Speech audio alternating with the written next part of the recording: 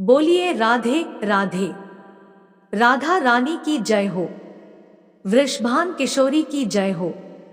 ऊहनी श्री राधिकाय नमः।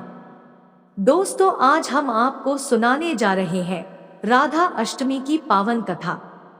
पौराणिक कथाओं के अनुसार राधा माता गोलोक में श्री कृष्ण के साथ निवास करती थी।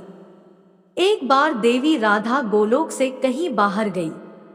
जब वापस आई तो देखा कि कृष्ण भगवान गोलोक में नहीं है।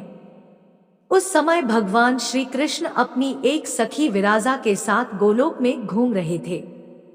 यह बात जब राधा जी को मालूम हुई तो उन्हें गुस्सा आया और वो सीधे उनके के पास पहुंची गई। वहां पहुंचकर उन्होंने भगवान श्री कृष्ण को काफी भला बुरा कहा। राधा जी का यह व्यवहार भगवान श्री कृष्ण के मित्र श्रीदामा को बुरा लगा और उन्होंने राधा को पृथ्वी पर जन्म लेने का श्राप दे दिया। राधा रानी को इतने गुस्से में देखकर कृष्ण भगवान की सखी विराजा भी वहां से चली गई। इस श्राप के बाद राधा ने बदले में श्रीदामा को श्राप देते हुए राक्षस कुल में जन्म लेने का श्राप दे दिया। राधा रानी के द्वारा दिए गए श्राप कारण ही श्रीदामा का जन्म शंखचूड़ दानव के रूप में हुआ था। दानव में जन्म लेने के बाद भी भगवान विष्णु का अनन्य भक्त बना। वहीं दूसरी ओर राधा रानी ने भी पृथ्वी पर वृषभानु के घर पुत्री के रूप में जन्म लिया, लेकिन राधा रानी वृषभानु जी की पत्नी देवी कीर्ति के गर्भ से नहीं जन्मी थी।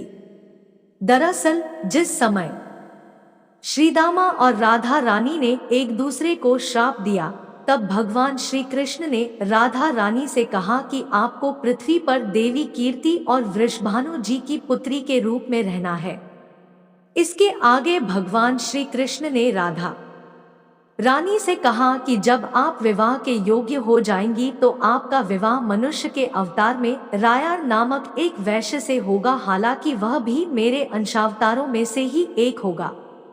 आप धरती पर भी मेरी प्रियतम बनकर ही रहेंगी, परंतु हम दोनों को वहां बिछड़ने का दुख सहना होगा। हे राधा रानी, अब आप धरती पर जन्म लेने की तैयारी करें। सांसारिक दृष्टि में देवी कीर्ति गर्भवती हुई और उन्हें प्रसव भी हुआ, लेकिन देवी कीर्ति के गर्भ में योगमाया की प्रेरणा से वायु का प्रवेश हुआ और उन्होंने वायु को ही जन्म दिया। जब वह प्रसव पीड़ा से गुजर रही थी, उसी समय वहां देवी राधा रानी एक प्यारी सी कन्या के रूप में प्रकट हो गई। जिस दिन राधा रानी प्रकट हुई वह भाद्रपद शुक्ल पक्ष अष्टमी का दिन था, इसलिए भाद्रपद शुक्ल पक्ष अष्टमी को राधा रानी अष्टमी के रूप में जाना जाता है। इस दिन भगवान श्री कृष्ण और राधा रानी की पूजा की जाती है। इस व्रत को करने से हमें सभी सांसारिक सुख आनंद प्राप्त होते हैं। मान्यता के अनुसार इस व्रत को करने से धन की कमी नहीं होती और घर में बरकत बनी रहती है। दोस्तों, वीडियो अच्छी लगी हो तो लाइक जरूर करें।